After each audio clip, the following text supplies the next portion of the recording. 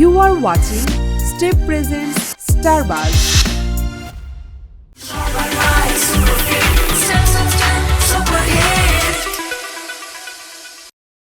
ইয়াল্লা, এটা কঠিন একটা জিনিস, খুবই কঠিন। কারণ এই ভাষাটা রপ্ত করতে আমার জীবন বের হয়ে গেছে। মুই ভূতং ভয় না পাং, মুই পাগলাক ভয় পান।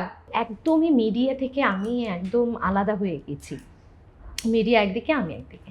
কারণ এখানে অনেক মানে কি বলবো, যারা ছিলেন তারা বেস্ট। সেই জায়গা থেকে আমার কাছে মনে হয়েছে আমি তাদের তুলনায় হয়তো বা ছোটোখাটো একটা মানুষ, সেখানে ওই পর্যন্ত এসেছি। ওকে, একদমই আশা ছিল না, আমি এটা নিয়ে আসলে ভাবিও নি। যখন আম্মা অসুস্থ হয়ে পড়লেন আর আম্মাকে দেখার আসলে কেউ নেই আমি ছাড়া, তো সেই জায়গা থেকে আমি যদি শুটিংয়ে চলে যাই আমার মার কী হবে। আমি ভাষাটা জানতাম না, ভাষাটা শিখতে হয়েছে।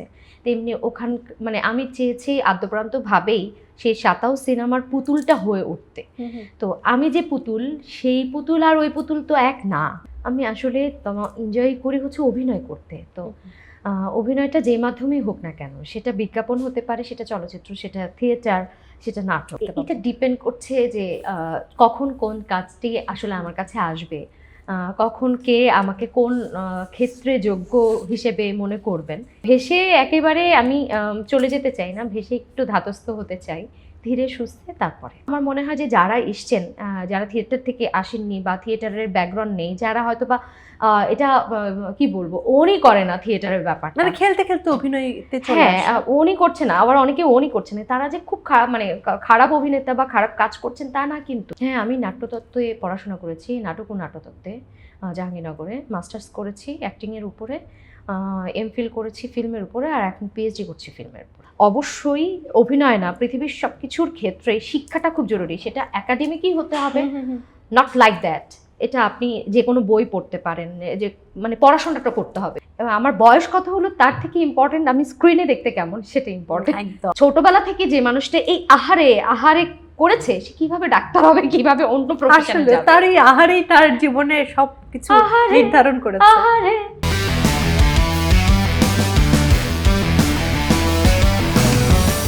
দর্শক, স্টেপ প্রেজেন্ট স্টারবাজে আপনাদের সবাইকে ওয়েলকাম করছি। আমি তমরশী। আজ আমাদের সাথে এমন একজন মানুষ এসেছে যিনি 2023 সালে সাতাও মুভিতে অভিনয় করেছেন। অভিনয় করেই তিনি সেখানে ক্ষান্ত হননি। এরপরে বাংলাদেশের অনেক বড় একটি সম্মাননা, জাতীয় চলচ্চিত্র পুরস্কারের শ্রেষ্ঠ অভিনেত্রী হিসেবে পদটাও জিতে ফেলেছে। তিনি হচ্ছে আমাদের সবার পরিচিত এবং আমার খুব কাছের এবং পছন্দের একজন মানুষ, আইনুন নাহার পুতুল। তার সাথে আজ অনেক প্রসঙ্গ নিয়ে কথা হবে। স্বাগত জানাচ্ছি আপু, কেমন আছেন? খুব ভালো আছি, তুমি কেমন আছো? আমি খুব ভালো আছি। এবং আপনার এত বড় অ্যাচিভমেন্টের পর আমার আজকে দেখা হলো আবার আপনার সাথে। শুরুটা করতে চাই অ্যাচিভমেন্ট নিয়ে। আসলে আগে থেকে কি প্ল্যান ছিল কিনা, প্রস্তুতি ছিল কিনা, কি ছিল? না না, একদমই না, আমি জানতামই না। এটা তো 2023 সালে মুক্তি পেয়েছে, জানুয়ারি মাসের 27 তারিখে। তারপর হচ্ছে 2024 সালে তো দেশের পরিস্থিতিও খারাপ হয়ে গেল, 25 গেল। কিন্তু আমি 24 সালে জানতে পারি যে এটা জাতীয় চলচ্চিত্র পুরস্কারের জন্যে আমাদের নামগুলো আসলে দেয়া হচ্ছে। এই পর্যন্তই আমি জানি, এই পর্যন্ত আমার জীবনের আপডেট আছে। এরপরে আমার জীবনটা একটু চেঞ্জ হয়ে গেছে, কারণ আমার মা একদমই অসুস্থ হয়ে ব্রেন স্ট্রোক করে লাইফ সাপোর্টে ছিলেন দীর্ঘদিন।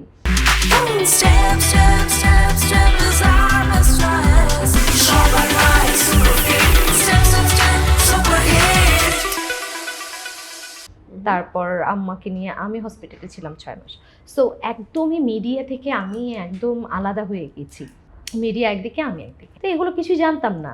এবং হুট করেই এই 29 জানুয়ারি আমার বন্ধুরা আমাকে ফোন করে আমাকে অভিনন্দন জানাচ্ছে। তো ওরা ভেবেছে যে আমি আগে থেকে জানি। কিন্তু যখন অভিনন্দন জানাচ্ছিল তখন আমি জিজ্ঞেস করছিলাম কি হয়েছে, কেন, কি কারণে। আমি ঠিক বুঝতে পারছি না, কারণ আমার জীবনে কিছু ঘটেনি। সোশ্যাল মিডিয়া তো তখন ঢোকা হয়নি ইনস্ট্যান্ট, সেটাও আমি জানি না আর কি। আচ্ছা আচ্ছা। তো যখন আমি বলছিলাম যে কেন, তখন ওরাই উল্টো প্রশ্ন করছে যে কেন তুই জানিস না? না, কেন, কি হয়েছে? বলে যে এরকম, তুই তো জাতীয় চলচ্চিত্র পুরস্কার পেয়ে গেছিস। আরে না, ওটা তো আমি মনোনীত হয়েছি। বিষয়টা এরকম, আমি খুবই হালকাভাবে নিচ্ছিলাম যে ওরা হয়তো বা মনোনীত দেখেই আমার সাথে ফান করছে, ব্যাপারটা র্যাগ দিচ্ছে আমাকে। পরে না না, এটা আজকে সমকালে ঠিক 9:30টার সময় একটা প্রজ্ঞাপন জারি হয়েছে, সেখানে তোর নামটা আছে এবং তুই শ্রেষ্ঠ অভিনেত্রী পুরস্কার পাইছিস। আমাকে একটু লিঙ্কটিং পাঠা, আমি তখন বিলিভ করছিলাম না আসলে। হ্যাঁ, এবং তারপরে আমাকে আরও কাছের মানুষজন ফোন করলেন, অভি মহিউদ্দিন ভাই ফোন করলেন, নাজনীন চুমকি আপু ফোন করলেন, এবং তারা নিশ্চয়ই ফেক কোনো নিউজ দেবার জন্য ফোন করেননি। তারা যখন বললেন তখন মনে হলো ব্যাপারটা সত্যি, কিন্তু এখন পর্যন্ত আমি সেটা এখনো ঘোরের মধ্যেই আছি, মনে হচ্ছে যে এটা একটা স্বপ্ন। তার মানে কোনো আগে থেকে জানাশোনা কিচ্ছু ছিল না, হুট করে? একদমই হুট করে, আমি জানতামই না মনোনীত হয়েছে, সেটা আমি জানতাম। সেটা গত বছরই আমার যে কোয়ার্টিস্ট ফজলু ভাই, উনি আমাকে একটা সংবাদপত্রের একটা লিঙ্ক পাঠান। বাট আশা ছিল না?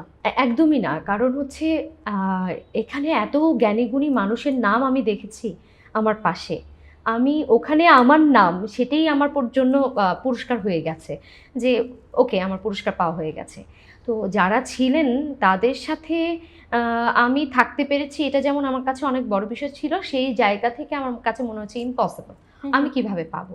কারণ এখানে অনেক মানে কি বলবো, যারা ছিলেন তারা বেস্ট, সেই জায়গা থেকে আমার কাছে মনে হয়েছে আমি তাদের তুলনায় হয়তো বা ছোটোখাটো একটা মানুষ, সেখানে ওই পর্যন্ত এসেছি। ওকে, একদমই আশা ছিল না, আমি এটা নিয়ে আসলে ভাবিও নি, একদমই না। এই যে অপ্রত্যাশিত সাফল্য বলা চলে, এত বড় একটা বিষয় রাতারাতি বাংলাদেশের প্রত্যেকটা সিনেমা প্রেমী মানুষের কাছে পৌঁছে যাওয়া, এবং ইন্ডাস্ট্রিতে একটা বড় মাইলফলকও বলতে পারি আপনার জন্য, এটা যে একটা ইউ টার্ন বলা চলে। এরপরে কাজের অফার কেমন আসছে, বা এখন কি আরো নতুন নতুন কাজের আপনাকে পাবো কিনা? হ্যাঁ, মানে ওই ঘোষণাটার পরে তো যেমন অভিনন্দনও পেয়েছি, তেমনি অনেকগুলো কাজের মানে অফারও এসছে, কিন্তু দেখা যায় কি ব্যাটে বলে তো হওয়ার একটা ব্যাপার থাকে। যেহেতু আমি একটু অনেকটা দিন ধরে 2 বছর ধরে প্রায় কাজ থেকে একটু দূরেই আছি, আমি এই রিসেন্ট 3-4 মাস ধরে টুকটুক করে কাজ শুরু করেছি। সেটা আমার সুইটেবল টাইম হলে তাহলে আমি করছি, আদারওয়াইজ করছি না, বিকজ অফ আমার মা, আমার বেবি, সবকিছু মিলে একটু বাসায় সময় দিচ্ছিলাম। এটা নিয়ে আসলে আমি প্রশ্ন করতামই যে পুতুল আপুকে ক্যামেরায় খুবই কম আমরা দেখতে পাচ্ছি, বা খুবই কম তার কাজ আসছে, কেন? এটার মূল কারণই হচ্ছে পরিবারকে সময় দেওয়া। পরিবার, একদমই। ওই মা স্ট্রোক করার পর থেকে আমি সব ছেড়ে দিচ্ছি একদমই। তখন আমি প্রায় 8টার মতো ধারাবাহিক করছিলাম, যখন আম্মা অসুস্থ হয়ে পড়লেন, আর আম্মাকে দেখার আসলে কেউ নেই আমি ছাড়া। তো সেই জায়গা থেকে আমি যদি শুটিংয়ে চলে যাই, আমার মার কি হবে, ওই জায়গা থেকে আমি আসলে একদম সব কাজগুলো স্টপ করে দিয়েছি। তবে আপু, যে কোনো অভিনেত্রীর জন্য এটা তো একটা পিক টাইম, যদি এই টাইমটা আপনার হাতছাড়া হয়ে যায়, পরবর্তীতে কামব্যাক করতে কষ্ট হবে না? আমি না এটা নিয়ে ভাবছি না তোমার, কারণ আমি ভাবছি যে আমি কাজ হয়তো বা যদি আমার কপালে থাকে, যদি বিধাতা লিখে থাকেন, সবকিছু তো পূর্ব নির্ধারিত, এটা আমি খুব বিলিভ করি, যদি থাকে তাহলে নিশ্চয়ই আসবে। তবে হ্যাঁ, মানুষের একটা সময় যায়, সুন্দর সময় যায় বা সুবর্ণ সময় যায়, সেটাতে আমি কিন্তু আমার কখনো মানে গিলটি বোধ নেই যে আচ্ছা আমি এই সময় কাজটা করছি না, এই সময় আমার কাজটা করলে খুব ভালো হতো, আমার কেরিয়ারের জন্য খুব ভালো হতো, আমার প্লাস হতো, এগুলো কিছু ভাবছি না। কেননা ভাবছি না এই কারণে যে কাজটার থেকেও তো আমার পরিবারটা খুব জরুরি। আমি যদি পরিবারে না থাকি, আমার পরিবারটা তো ভেসে যাবে। কিন্তু কাজ যদি আমার যোগ্যতা থাকে, যদি আমার কপালে থাকে, নিশ্চয়ই কাজ কোনো না কোনো সময় আমি করতে পারবো, সেটা 1 বছর পরে হোক, 2 বছর পরে হোক, 5 বছর পরে হোক। কিন্তু এই সময়টা কোনটা জরুরি? এই সময় জরুরি আমার মাকে দেখাশোনা করা, আমার বাচ্চাটাকে দেখাশোনা করা। হ্যাঁ, সেটার ফাঁকে ফাঁকে যদি আমি সময় পাই টুকটুক করে করবো। যদি কেউ আমাকে মনে করেন যে ঠিক আছে পুতুলকে একটু মানে তাকেই লাগবে, তাহলে তার সাথে সময়টা ম্যাচ করতে হবে, আমাকে যদি একটু সুইটেবল টাইম দিয়ে তারা কাজ করাতে চান, ওয়াই নট। একটু যদি আবারও সাতাও সিনেমার কথা বলি, সেখানে আপনার যে চরিত্রটা ছিল, সেটা করতে কোনো চ্যালেঞ্জ ফেস করতে হয়েছে? অনেক অনেক অনেক বেশি, কারণ সিনেমাটি হয়েছে তো আসলে একদমই প্রান্তিক জনগোষ্ঠীকে নিয়ে, এবং সেটা রংপুরের মানুষজনকে নিয়ে, লালমনিরহাটে তিস্তা পাড়ের সেই জনজীবনকে কেন্দ্র করেই আসলে সিনেমাটা তৈরি করা হয়েছে।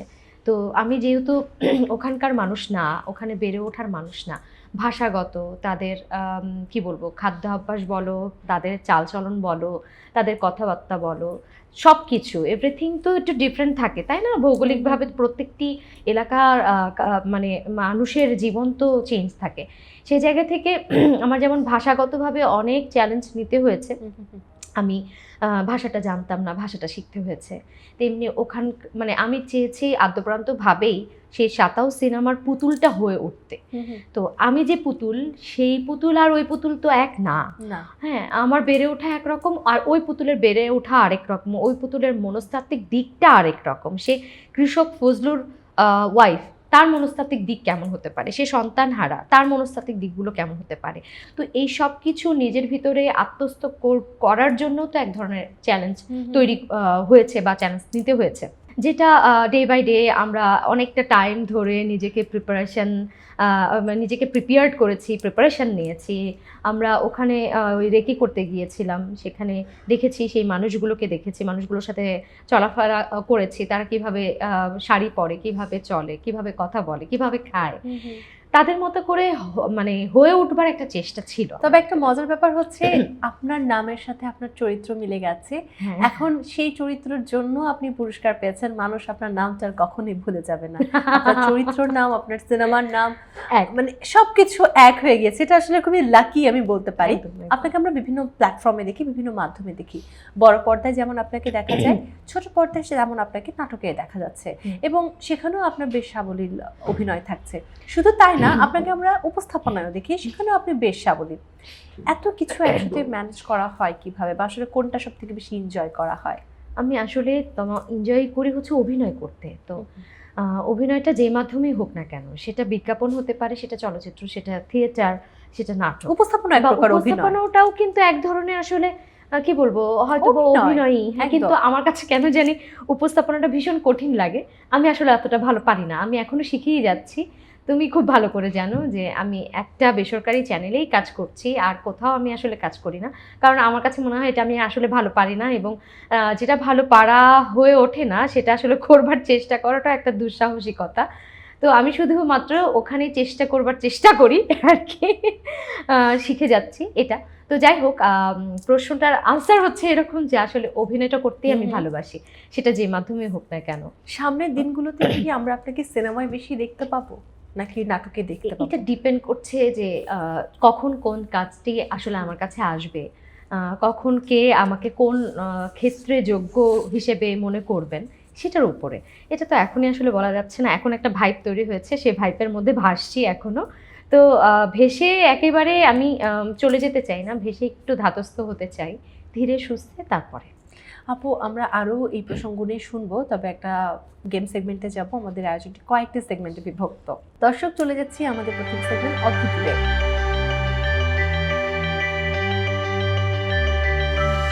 অদ্ভুতটি সাজানো হয়েছে বেশ অদ্ভুত প্রশ্ন নিয়ে, যেগুলোর উত্তর আপনাকে দিতে হবে। প্রথম অদ্ভুত প্রশ্ন আপনার জন্য, আমাকে যত কেটে নাও আমি তত বড় হই। পুকুর। ওকে ওকে, আর কিছু? কেটে নাও বড় হই, কেটে নাও বড় হই, মাথায় আসছে না। গর্ত, পুকুর, সেম সেম সবই হয়। কোন জিনিস ঘর ভরে দেয় কিন্তু জায়গা নেয় না? বাতাস। It could be. আর কিছু? ঘর ভরে দেয়, জায়গা নেয় না। লাইট। হ্যাঁ, আলো। আলো, বাতাস সবই হবে। পরের অদ্ভুত প্রশ্ন, কিসে 13টি হৃদয় মানে হার্টস আছে কিন্তু পেটে পিঠ বা লেজ নেই? খুব কঠিন লেগেছে, আরেকবার। আচ্ছা, কিসে 13টি হৃদয় মানে হার্টস আছে 13টা, কিন্তু কোনো পেট, পিঠ বা লেজ নেই? কিসে এটা 13টি হার্ট আছে, তা মানে একটু খেলাধুলা রিলেটেড কিছু। আমি মানে উত্তর বলতে যেও মানে আবার নিজেকে সামনে নিয়েছি। হার্ট আছে, পেঁয়াজ না, খেলা খেলা খেলা মানে ছেলেরা বেশি খেলে এরকম একটা খেলা। ক্রিকেট, নিষিদ্ধ খেলা টাইপের কোনো খেলা? তাস। তাস। তাসের সেটে হার্ট থাকে। হ্যাঁ, সো 13টি হার্ট থাকে। ওকে, পরের অদ্ভুত প্রশ্ন, কোন প্রাণীর দাঁত আজীবন বাড়তে থাকে? হাতি না, আজীবন বাড়তে থাকে, ইঁদুর। ওকে, পরের অদ্ভুত প্রশ্ন, কোন খাবার শত বর্ষেও পচে যায় না? কোন শত বর্ষ, 100 বছর পর্যন্ত সেটা ভালো থাকে? খাবার। খাবার। ক্লু? রূপচর্চায় ব্যবহৃত হয়, সঙ্গীত শিল্পীরা খেয়ে থাকে। আচ্ছা, ওকে। লবঙ্গ, রূপচর্চায় রূপচর্চা হয়। চর্চা, তো অনেক এটা একটা পোকার খাবার, পোকার খাবার। আমরাও খাই আর কি, হ্যাঁ, চুরি করে। আবার চুরি করেও। আচ্ছা, রূপচর্চায় ব্যবহৃত হয়, গলা ঠিক রাখতে ব্যবহৃত হয়, মানে সর্দি কাশি লাগলে ওটা। তেজপাতা, আদা, নিয়ার বাই কিছু একটা। হ্যাঁ হ্যাঁ, মানে নিয়ার বাই কিছু একটা, একটু আচ্ছা, পেঁয়াজ। পেঁয়াজ না, পেঁয়াজ পচে যায়, তাই না? এমন জিনিস যেটা পচে না, লিকুইড টাইপের কিছু। ভিনেগার। আপু আমি বলি পোকার খাবার চুরি করে খাই, মিষ্টি জাতীয় কিছু। মিষ্টি জাতীয় কিছু, চিনি, লিকুইড ফরম্যাটে থাকে। মধু। পৃথিবীর সবকিছু আমরা নিয়ে নিয়েছি মধু। ওকে, পরের অদ্ভুত প্রশ্ন, স্বর্ণের বর্তমান বাজার দর কত? আল্লাহ, এটা সত্যি জানি না, 2 লাখ সামথিং হয়তো বা 2 লাখ প্লাস। হ্যাঁ। এটা হচ্ছে 1 ভরি অর্থাৎ 11.664 গ্রামে সোনার দাম প্রায় 2,58,824 টাকা। এবং আমি জানি এটা অনিয়ার হতে হতে এটা 3 লক্ষ হয়ে যাবে, এটাও থাকবে না। ওকে, পরের অদ্ভুত প্রশ্ন, গ্রেডিং সিস্টেমে A+ বলতে আমরা কত নম্বর পাওয়াকে বোঝাতে পারি? A+ কত নাম্বার? এটাও ইজি, 80+, মানে 80 থেকে 100। হ্যাঁ হ্যাঁ, 80 থেকে ওকে, 80+। পরের অদ্ভুত প্রশ্ন, মহাকাশে চাষ করা প্রথম সবজি কোনটি? আমি নিজেও জানতাম না, আমি জানতাম না, বিলিভ মি। মহাকাশে চাষ করা প্রথম, মানে চাষ করা প্রথম ওখানে কে যে চাষ করে এখানে প্রশ্ন আছে আর কি। কারা গিয়েছে সেটা জানতে চাই, কি চাষ করেছে সেটা জানতে চাই। নভোচারীরা ডেফিনেটলি। আদৌ কি আসলে চাষ হয়েছে? I don't know, maybe Google করতে পারেন দর্শক আপনারা, মহাকাশে যে চাষবাস শুরু হয়ে গিয়েছে। প্রথম কি কোন সবজি চাষ করেছে? কোন সবজি না, পতাকা গেড়ে চলে এসেছে, কোন সবজি চাষ হয়নি। একটা সবজি চাষ হয়েছে। ঘাস না, সবজি। ঘাস কি আমরা খাই? আচ্ছা, সবজি। জানি না এটা। সবকিছুতে যায় এরকম সবজি, সব তরকারি। আলু চাষ হয়েছে। ম্যাম জানি না, আমরা এখন এখানে বসে আছি আর মহাকাশে চাষবাস শুরু হয়ে গিয়েছে। আসলে না সত্য। ওকে, পরের অদ্ভুত প্রশ্ন, কোন প্রাণীর চোখের পাতা নেই? চোখের পাতা নেই? চোখের পাতা নেই।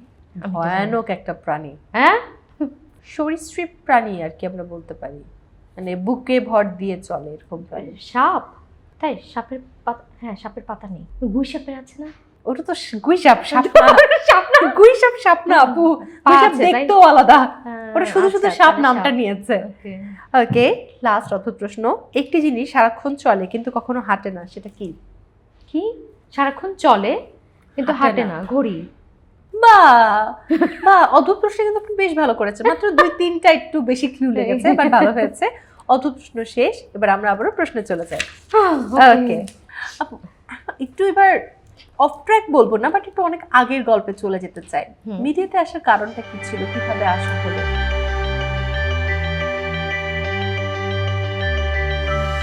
না, কোনো কারণ তো নেই। পড়াশোনা করেছি আসলে থিয়েটার নিয়ে, সো অভিনয়টা করতে চেয়েছি। হুট করেই আসলে আমার জাহাঙ্গীরনগরের বড় ভাই, যিনি বাংলা ভিশনে কর্মরত ছিলেন, উনি একটা ইনহাউস প্রোডাকশন বানাবেন রবীন্দ্রনাথ ঠাকুরের জন্মবার্ষিকীতে। তো উনি ওটার প্রধান চরিত্র, কুসুম চরিত্রে খুঁজছিলেন, নায়িকা যদি বলি বা অভিনেত্রী বলি, খুঁজছিলেন। তো উনি হঠাৎ করেই আমাকে রিহার্সালে দেখেন এবং উনি আমাকে বলেন যে কাজটি করবো কিনা। আমিও ওকে ফাইন, চলন করি, এভাবে চলে আসা। মানে কেন, কি কারণে সেটা না। থিয়েটারে পড়াশোনা করা হয়েছিল অভিনয় আসার জন্য? হ্যাঁ, আমি নাট্যতত্ত্বে পড়াশোনা করেছি, নাটক ও নাট্যতত্ত্বে জাহাঙ্গীরনগরে। মাস্টার্স করেছি অ্যাক্টিংয়ের উপরে, এমফিল করেছি ফিল্মের উপরে, আর এখন পিএইচডি করছি ফিল্মের উপরে। বাহ, আপনি সবকিছু পাশাপাশি পিএইচডিও করছেন। কখনো এরকম অবাক লাগে না বা অদ্ভুত লাগে না যে এত পড়াশোনা করে আপনি অভিনয়টাকে রপ্ত করেছেন এবং পরবর্তীতে কাজ করছেন, সেখানে অনেকে এই ধরনের পুঁথিগত বিদ্যা ছাড়াও করছে, তো কখনো এটা মনে হয় না যে আসলে এটা উচিত হয়নি, সবারই আমাদের মতো করে আসা উচিত ছিল? না, এটা তো যার আসলে ব্যক্তিগত ব্যাপার। সবাইকেই পড়াশোনা করেই আসলে খুব অভিনয় ভালো করেন তাও তো না। আবার যারা ধরেন থিয়েটারে পড়াশোনা করেছে বা নাটক বিষয়ে পড়াশোনা করেছে তারাও যে দুর্দান্ত অভিনেতা তাও কিন্তু না, হ্যাঁ সবাই যে অভিনেতা হচ্ছে তাও না। আসলে কিছু কিছু থাকে হয়তো বা ভিতরের ব্যাপার, প্রতিভা ভিতরের ব্যাপার আমার কাছে মনে হয় গড গিফটেড কিছু থাকে, আবার কিছু থাকে চর্চার ব্যাপার, কিছু থাকে নিজের ইচ্ছা শক্তির ব্যাপার, সবকিছু মিলে থাকে আমার কাছে এটা মনে হয়। আর এটা আমার মনে হয় যে যারা এসছেন, যারা থিয়েটার থেকে আসেননি বা থিয়েটারের ব্যাকগ্রাউন্ড নেই, যারা হয়তো বা এটা কি বলবো ওনই করে না থিয়েটারের ব্যাপার, মানে খেলতে খেলতে অভিনয়তে চলে হ্যাঁ আসে। উনি করছে না, আবার অনেকে উনি করছে না, তারা যে খুব খারাপ মানে খারাপ অভিনেতা বা খারাপ কাজ করছেন তা না, কিন্তু ব্যাপারটা প্র্যাকটিস। হ্যাঁ প্র্যাকটিস বলতে পারেন, কাজ করতে করতে শেখা বলতে পারেন, বা ভিতরে থাকার ব্যাপার থাকতে পারে, তার ভিতরে প্যাশনটা আছে যে আমি অভিনয়টা করতে বা চাই, সে যেমন তেমন চরিত্রই অভিনয় করতে চায়। Step, step, step, step as I'm a stress. Super nice, super fit. Step, step, step, super hit. পরিবারের সাপোর্ট কেমন ছিল এই পড়াশোনার ক্ষেত্রে, ফিল্মে পড়াশোনার ক্ষেত্রে বা পরবর্তীতে অভিনয়ে আসার ক্ষেত্রে?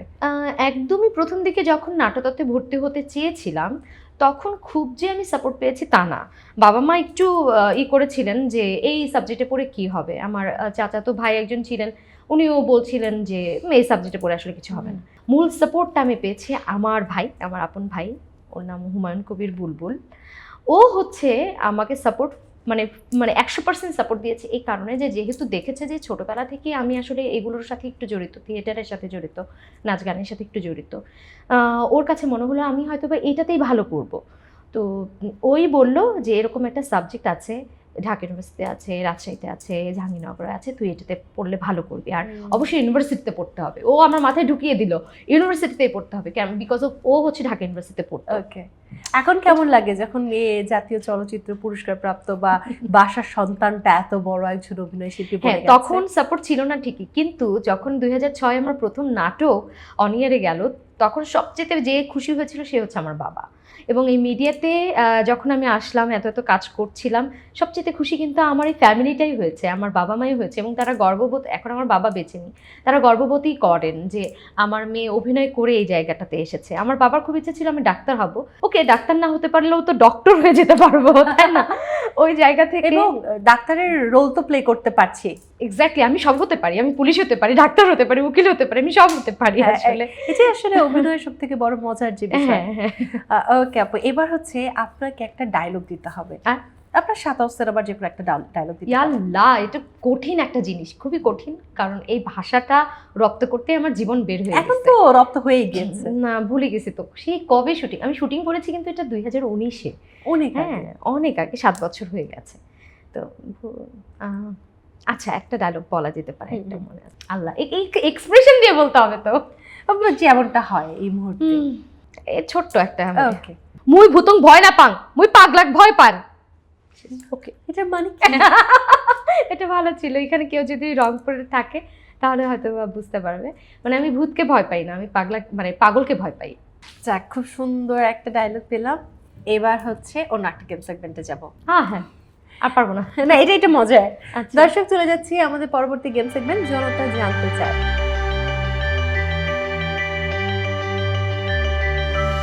মানুষ তো অনেক কিছু জানতে চায়, তাতে জানতে চাওয়া নিয়ে এবারের সেগমেন্ট। এই বোর্ডটি আপনার জন্য। আল্লাহ, আচ্ছা এখন আপনাকে এটা ধরে ধরে স্টিকার তুলে তুলে কোয়েশ্চেন দেখতে হবে এবং উত্তর দিতে হবে। আচ্ছা ওকে ওকে, সো দেখি প্রথম জনতা কি জানতে চায়, তাদের এত প্রশ্ন আপনাকে ঘিরে। নাটক, একটা নাটকের নাম যেটা আপনার পছন্দের। নাইনুন্নাহার পুতুল নাটক। প্রথম নাটকের কথাই বলি না, ঘাটের কথা, আর হুমায়ুন স্যারের জহির কারিগর। ওকে, পরের এটা রাখবো? হ্যাঁ হ্যাঁ, এখানে রেখে দিন। হাইট, এটাও জিজ্ঞেস করে মানুষ। খুব বাজে, 5'2". ওকে, পরের অদ্ভুত জনতা যা জানতে চায় সেগুলো জানি। এইজ, এটা বলা যাবে না, ধরে নিন এখনো 18। এটা 5। আরে মা বলে 9, কিসের 18? 18 তো আপনি রাজি না, ঠিক আছে, আর কিছু করার নেই। ওকে, দেখতে 18 মনে হচ্ছে, এটাই যথেষ্ট। এটাই যথেষ্ট, মানে আমার বয়স কত হলো তার থেকে ইম্পর্টেন্ট আমি স্ক্রিনে দেখতে কেমন সেটা ইম্পর্টেন্ট। একদম। ওকে, পরের অদ্ভুত প্রশ্ন, মুভি। জীবনে একটাই চাওয়া পাওয়া, সাতাও। ওকে, পরের অদ্ভুত জনতা জানতে যা চাই তা জানি। মাদার। কি বলবো মাদার সম্পর্কে? আমার মা, ওনার নাম নুরুন্নাহার কবির। আহ, বেঁচে আছেন, শুধু নিঃশ্বাসটুকুন নিচ্ছেন। আল্লাহর কাছে এটাই চাই উনি আরো আরো অনেক অনেক বছর বেঁচে থাকুক, এবং আমার যা মানে করতে হয় তাকে মানে বাঁচানোর জন্য আমি সবকিছু করতে রাজি আছি, সবকিছু ছেড়ে ছুড়ে করতে রাজি আছি। আসলে No মেয়েটার problem. মায়ের দোয়া আছে, এই জন্যই সে এত দূর আগাতে পারছে। আপনি আপনার এই স্টেজ থেকে যেভাবে মায়ের জন্য নিজেকে নিয়োজিত করছেন, এটা আসলে আজকের যুগের ছেলে মেয়েদের শেখা উচিত। বাবা নাই তো, একটাই ভরসা আর কি, এই কারণে। ওকে, আরেকটাতে যাই। পরের প্রশ্নে যাই, জনতার কি জানতে চাই? ওমা, প্রেজেন্টার। ও মা, হ্যাঁ, সে উপস্থাপনা করে, অনেক ভালো উপস্থাপনা করতে পারে। হ্যাঁ আমি উপস্থাপনা করি মাঝে মাঝে। আমার যখন ঝড়ঝপটা যায় তখন তমা আমাকে প্রক্সি দেয় ও আমাকে বাঁচিয়ে দেয় রীতিমতো। আমি কি দর্শককে বলবো? হ্যাঁ, আমি একটি বেসরকারি চ্যানেলে উপস্থাপনা করি, শুধুমাত্র একটি চ্যানেলে। ওকে, পরের জনতা যা জানতে চায়, সাতাও। জাতীয় চলচ্চিত্র পুরস্কার প্রাপ্ত একজন শ্রেষ্ঠ চলচ্চিত্র অভিনেত্রী। সাতাও সম্পর্কে সবাই এখন জানছে। সাতাও 2023-এর কি বলবো শ্রেষ্ঠ চলচ্চিত্র হয়েছে। এখন কেউ যদি সাতাও দেখতে চায়, কোথায় দেখতে পাবে? আচ্ছা, এটা খুব ভালো, অ্যামাজন প্রাইমে, আর ভুল না করলে বায়োস্কোপে, আর টেলিভিশনে তো সব চ্যানেলে মোটামুটি যাচ্ছেই এখন। আগে ইউটিউবে ছিল, ইউটিউবে এখন আর খুঁজে পাওয়া যাচ্ছে না। এখন সরিয়ে সেটা আসলে ওটিটি প্ল্যাটফর্মে দিয়ে দেওয়া হয়েছে। প্ল্যাটফর্মেই প্রথমে গেছে, গেছে হচ্ছে অ্যামাজন প্রাইমে, তারপরে গেছে বায়োস্কোপে, তারপরে ইউটিউবে আমি দেখলাম, কিন্তু রিসেন্ট দেখলাম ইউটিউবে আননি। ওই যে এখন আবার সবাই সার্চ করছে, এখন সেটা আবার চলে যেতে হবে ওটিটি প্ল্যাটফর্মগুলোতে। হ্যাঁ। পরের প্রশ্নে চলে যায়, জনতার কি জানতে চায়? ফ্যামিলি সম্পর্কে কি বলবো তোমার? যারা যারা ফ্যামিলিতে আছে, আমার মা, আমার হাজবেন্ড মোহাম্মদ রফিক, ও অভিনেতা, আর আমার একটি 1 বছরের ছোট্ট একটা মেয়ে বেবি, ওর নাম রাজকন্যা মেঘবতী, আর আমি, এই আমার ফ্যামিলি। বাহ। পরের অদ্ভুত প্রশ্নে চলে যায়, জনতার আরেকজন তো যা আছে, যদিও দূরে থাকে, আমার ভাই আর ভাবি আছে, যদিও দূরে থাকে। থাকছে। হ্যাঁ, ওরা অস্ট্রেলিয়া থাকে, ভাইয়া ভাবি, এবং ওখানেও আমার একটা মেয়ে আছে, ওর নাম হচ্ছে চারু অরুন্ধতী, আমার ভাইয়ের মেয়ে। বাহ, দেখতে পুরোপুরি আমার মতো। বাহ, বড় ফ্যামিলি। একদম। হাসব্যান্ড, আমার হাজবেন্ড, ওর নাম মোহাম্মদ রফিক, ও প্রাচ্যনাট থিয়েটারে আছে অনেক বছর ধরে, এবং মিডিয়াতে সে রেগুলার অভিনয় করছে এবং অনেক বছর ধরে অভিনয় করছে। ও প্রথম গ্রামীণ ফোনের প্রথম মডেল ছিল, এরপর থেকে জার্নি ওর শুরু হয়েছে, এবং অনেক ভালো ভালো ওর কাজ আছে। ও আমার মতো কেউ চেনে না। কালচারাল ইনরিচড একটা ফ্যামিলি, সবাই কালচারের সাথে যুক্ত। ওকে, আর কিছু বলবো না, আরেকটা আছে, ওটা হলেই হবে। Web series. ও মা, না আমি খুব দুর্ভাগা, আমার এতটাও ওয়েব সিরিজ করা হয়নি। দাগ করেছি, টেক্কা করেছি, আর কোনটা করেছি ভুলে গেছি। টেক্কা করেছি, দাগ করেছি, আরটা কি করেছি এই মুহূর্তে মনে নেই। ওয়েব সিরিজ খুব বেশি আমার কপালে জোটেনি, আমি হয়তো বা ওয়েব সিরিজ করার মতো যোগ্যতা আমার নেই। আপনি যেভাবে বেছে বেছে কাজ করেন, সেক্ষেত্রে ঝামেলা আছে। অফার তো আসতে হবে, অফারই আসে না। যারা কাজ করেন ওয়েব সিরিজে, যারা এখন না, আগে থেকেই কাজ করছেন যারা, আমার মনে হয় তারা বেশ এই জায়গায় আছেন। সো আমি ওই পর্যন্ত পৌঁছাতে কবরে চলে যাব। কি যে বলে, যাক, জনতা যা যা জানতে চাই আমরা পেয়ে গেলাম। এবার আরেকটা আমরা গেম সেগমেন্টে যাব। আবার আবার আমি হারবো? না না, এবার জিতে যাবেন। দর্শক, এবার চলে যাচ্ছে একটা মজার গেম সেগমেন্টে।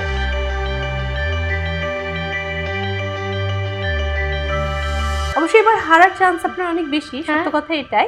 ফার্স্ট আপনাকে এই ঝুড়িটা নিতে হবে হাতে, নিলাম। খালি ঝুড়ি, সাপের ঝুড়ি। ভয় পেয়ে কি লাভ করবো নেই। এটা? এই বলে থাকা সবগুলো বল এই ঝুড়িতে দিয়ে দিন। সিম্পল, এটা খুবই সিম্পল। আচ্ছা, জাস্ট নিয়ে দিয়ে দিন, যেভাবে খুশি সেভাবে। ওকে, গিয়েছে, ডান। না, খেলা এখানে শেষ না, খেলা এখান থেকে শুরু। আচ্ছা, এবার টেবিলে একটা ড্রপ করে আপনাকে বলটা এই বলে ফেলতে হবে। হয়েছে, জীবনও পারবো না এগুলো, খুব মানে আমি এগুলো পারি না। এবং আমার প্রশ্নের উত্তর দিতে হবে। হ্যাঁ, 1 2 3 স্টার্ট করতে পারি আমরা। ওকে ওকে। প্রতিটি শিল্পীর অবশ্যই থাকা উচিত এমন গুণগুলো কি কি? অবশ্যই টাইমের ব্যাপারে সিনসিয়ার হতে হবে, ক্যারেক্টারটাকে অবশ্যই খেলতে খেলতে রিয়েলিস্টিক হতে হবে, যেমন গ্রামের ক্যারেক্টারে শহুরে সাজলে ভালো হবে না। আর হচ্ছে কি আর কি কি কি আর কি কেমন কেমন sincere হতে হবে। একটা পড়েছে। এই তো ওকে, এইভাবে খেলে খেলে আনসার করা যায়। কোন শুটিং সেটে সবচেয়ে বেশি হেসেছেন? আল্লাহ, কায়সার আহমেদ ভাইয়ের বকুলপুর সেটে হেসেছি, তারপর জবা দ্বিতীয় চ্যানেলে আশিসদার সেটে হেসেছি অনেক অনেক। আর এই মুহূর্তে মনে পড়ছে না, খেলতে খেলতে কিছুই মনে পড়ে না। ও, আরেকটা পেরে গেছেন। ওকে, পরের প্রশ্ন, পরিবার না ক্যারিয়ার, কোনটা আগে? এটার উত্তর আমরা সবাই জানি, তারপর আপনি বলেন। অবশ্যই পরিবার আগে। পরিবার ছাড়া আমি কিভাবে বেঁচে থাকবো? তারপরে না হয় আমার কেরিয়ার হবে। ক্যামেরার সামনে নাকি আয়নার সামনে, কোনটা বেশি আপনাকে আত্মবিশ্বাসী করে? আত্মবিশ্বাসী, এই প্রশ্নের আনসারটা এরকম ভাবে দিব, যখন আমি শর্টে যাই তখন আমার অবশ্যই আয়নাটা দেখে যেতে হবে, কারণ আমাকে জানতে হবে আমাকে দেখতে কেমন লাগছে, তারপরে আমি অভিনয়টার ক্ষেত্রে কনফিডেন্ট হতে পারবো। আরেকটা হয়ে গেছে, ফোনে বেশি মেসেজ আসে নাকি কল আসে? ফোনে কলই আসে। আমাকে এতটা মানুষ কল দিয়ে আসলে পায় না দেখে আমাকে এখন কেউ কলই দেয় না।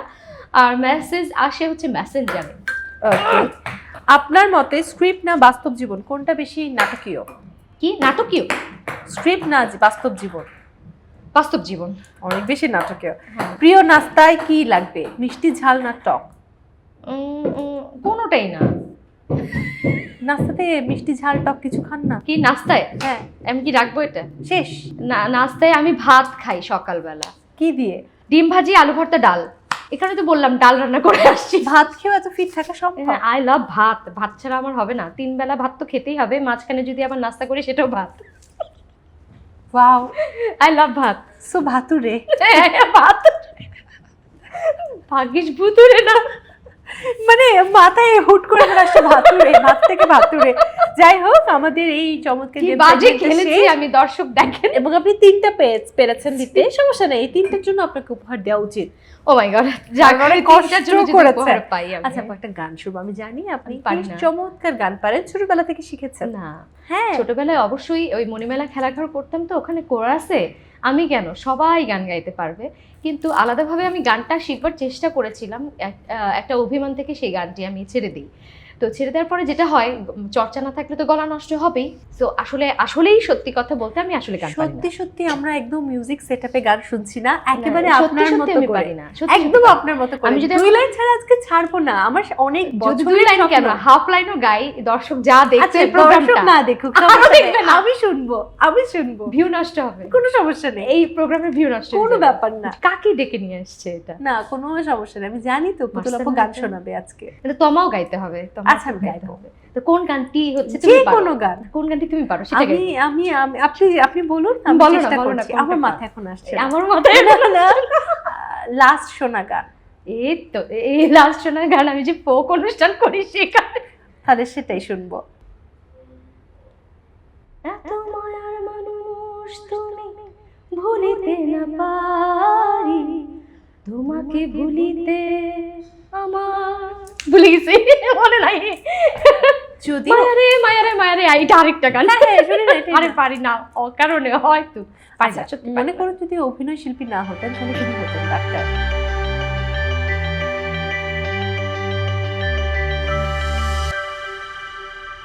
কখনো এগুলো ভাবি নাই। না ডাক্তার, না না না, আমি ছাত্রী হিসেবে খুবই খারাপ ছাত্রী, তোমা আল্লাহ। ডাক্তার হতে গেলে আমাকে সায়েন্সে পড়তে হবে, আমার ব্যাকগ্রাউন্ডই আর্টস। সো কোনোভাবেই ডাক্তার হওয়ার কোনো চান্স নেই। তবে হ্যাঁ, টিচিং প্রফেশনে হয়তো বা যেতে পারতাম, হয়তো বা। সেটা আপনার সাথে মানাতো? সেটা কিন্তু কখনো ভাবিনি, আসলে মাথার মধ্যে আসেনি। সারাক্ষণ মাথার মধ্যে নটাঙ্কি নটাঙ্কি। হ্যাঁ, আমি ছোটবেলায় যখন হচ্ছে ছোটবেলায় মানে ছোটবেলায় বলবো 6-7-এ, তখন প্রথম আলো প্রথম আসে, প্রথম আসে। তখন প্রথম আলোতে আমি বড় বড় নায়িকাদের ছবি দেখতাম, টেলিভিশন নায়িকা, এমন না বলিউড হলিউড এই টাইপ না, এবং বাংলা চলচ্চিত্রেরও না, টেলিভিশনের নায়িকাদেরই আমি ছবি দেখতাম, বড় বড় করে ছবি দেখতাম। দেখে খালি মনে হতো আহারে, এখানে যদি আমার ছবি হতো, আহারে, এরকম নটাঙ্কি আমি ছিলাম। তারপরে ঢাকায় যখন আসতাম, মাঝে মাঝে বাবার সাথে ঘুরতে বেড়াতে ঢাকায় আসতাম। তারপর ভর্তি পরীক্ষা দেওয়ার সময় যখন আসছিলাম, তখন জাহাঙ্গীরনগর যখন যেতাম আমি আমার ভাইয়ার বাড়ি থেকে যখন যেতাম জাহাঙ্গীরনগর অনেক বড় বড় বিলবোর্ড দেখতে পেতাম, অনেক নায়িকাদের বিলবোর্ড, হ্যাঁ বিভিন্ন প্রোডাক্টের আর কি বিজ্ঞাপনের। আহারে এখানে যদি আমার একটা ছবি থাকতো, বিশ্বাস করো এই আহারেগুলো আমার না পূরণ হয়েছে, থ্যাঙ্কস গড। হ্যাঁ তো Step, step, step, step is our best choice. সবার right, super fit. Step, step, step, super hit. দর্শককে রিকোয়েস্ট করব যেন ভালো ভালো সিনেমা দেখেন, ভালো ভালো নাটক দেখেন, আর আমাদেরকে অনেক ভালোবাসবেন, আমাদেরকে অনেক সাপোর্ট করবেন, দোয়া করবেন যাতে অনেক ভালো কাজ করতে পারি, সুস্থ থাকতে পারি। এই তো, থ্যাংক ইউ। এবং আপু আপনার জন্য অনেক অনেক শুভকামনা যেন আপনি এরকম আরো ভালো ভালো কাজ করেন এবং প্রতিনিয়ত আমাদেরকে চমকে দেন। এবং আমি বলছিলাম যে আপনি ভালো খেলেছেন, সো আপনার জন্য একটা উপহার আছে। তার আগে একটা প্রশ্ন জিজ্ঞেস করতে চাই, পা ব্যথা করে যখন অভিনয় এদিক ওদিকে যান, হাঁটাহাঁটি করেন, দৌড়াদৌড়ি করেন? না, সারাক্ষণ যদি মানে সকাল থেকে যদি র্যান্ডম দাঁড়ানোর সিন থাকে এবং একটার পর একটা সিন থাকে, শর্ট দিতে থাকি, তখন একটু তো টায়ার্ড হয়, মানে হই আর কি, টায়ার্ড তো হতেই হয় এবং মাজা ব্যথা শুরু হয়ে যায় অনেক সময়, পাও ব্যথা করে। কোমর ব্যথার একটা অন্যতম কারণ হচ্ছে সঠিক জুতো বেছে না নেওয়া। আপনার কাছে যদি সঠিক জুতো থাকে যেটা আপনাকে কোমরকে আসলে কমফোর্ট দিবে, তাহলে দেখবেন কোমর ব্যথা সহজে হবে না। এবং তার জন্য আপনার জন্য একটা গিফট আছে স্টেপের পক্ষ থেকে। থ্যাংক ইউ, একটা thank you, gift thank you, hamper। Thank you so much, thank you, thank you. বাহ, জোশ, খুব ভালো হয়েছে কিন্তু ব্যাপারটা। আমি কিনা রাখলাম। ওয়েলকাম। এবং আপনার জন্য আবার অনেক অনেক শুভকামনা। আশা করছি সুন আপনাকে আরো বড় বড় প্রজেক্ট আমরা দেখবো। প্লিজ, ইনশাল্লাহ। অনেক ধন্যবাদ তোমা, অনেক ধন্যবাদ। Thank you. দর্শক, এই ছিল আমাদের আজকে গ্ল্যামার্স আয়োজন স্টেপ প্রেজেন্ট স্টারবাজ। আবারও দেখা হবে আপনাদের সাথে আগামী আয়োজনে অন্য কোনো অতিথিকে সঙ্গে নিয়ে। সে পর্যন্ত সবাই ভালো থাকুন, সুস্থ থাকুন। আল্লাহ হাফেজ।